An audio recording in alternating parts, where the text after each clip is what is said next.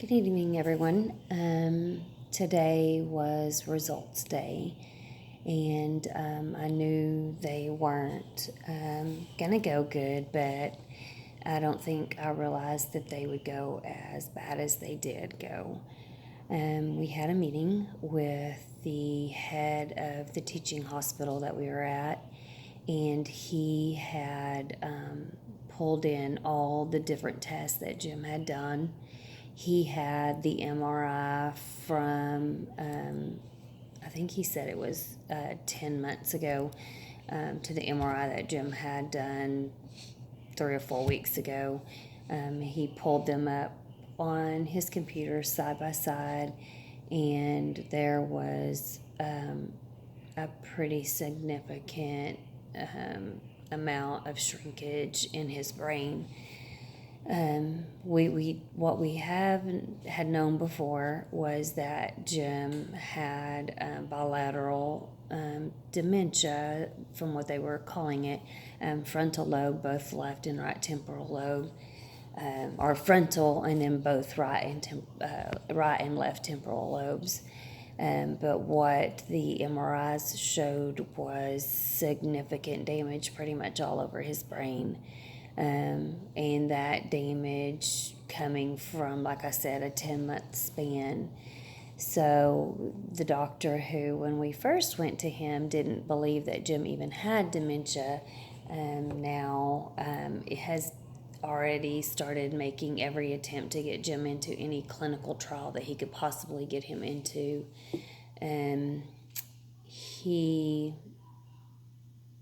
said that Jim has Alzheimer's and not dementia. He said that he is a rarity, and that it's moving pretty quickly. Or actually, he didn't really even say that it's moving quickly. He said that there isn't enough test studies on people Jim's age to say whether or not it's moving quickly. That it probably does feel like it's moving quickly for me because it's progressing, basically. He said that the one question that I've always had, and I think I even mentioned this in one of my videos, is that I questioned why we are keep giving Jim the medication that doesn't seem like it's working. And he assured me that it is working, that it is slowing it down, and that taking him off the medication would mean that we crash him. And basically it would just throw him in advance mode. So that's something that he said definitely not. The clinical trials, what that will do is give him, he'll be first in line for any new medications out there. And it's kind of like a catch-22. You're kind of like the guinea pig. You hope that it's something great and that it works, and then it might not be. So that's kind of where we stand right now. Like I said, the test results weren't great. The doctor just kept saying, "I'm sorry." He kept saying that he wished it wasn't as bad as it was. But all in all, I mean, I think I kind of already knew that going in because I had kind of prepared myself. It's just when you sit and you see it on a screen and you see his brain 10 months ago and you see his brain today, and you see all the areas that weren't even there 10 months ago, and the areas that were very small 10 months ago, and now those areas are pretty big. You see all the damage to the front of his brain. You see that there is damage to the back of the brain, and I mean it was just everywhere, all different aspects of it.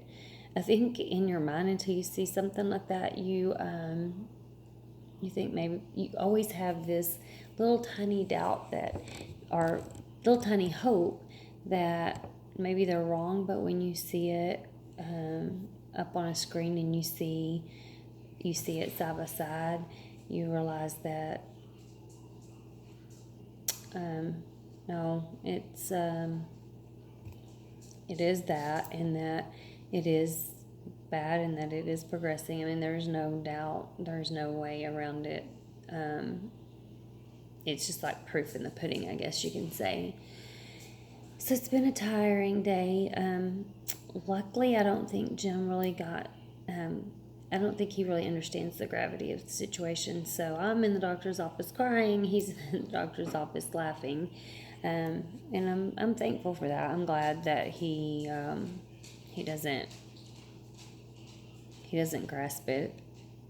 I worry a lot that he will start to get scared, and I don't know what we'll do when that happens.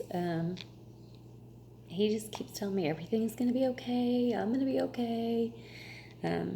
Everybody has to die sometime, and it'll be all right.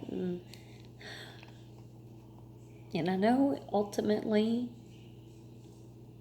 in the big scheme of things, he's right. It's just,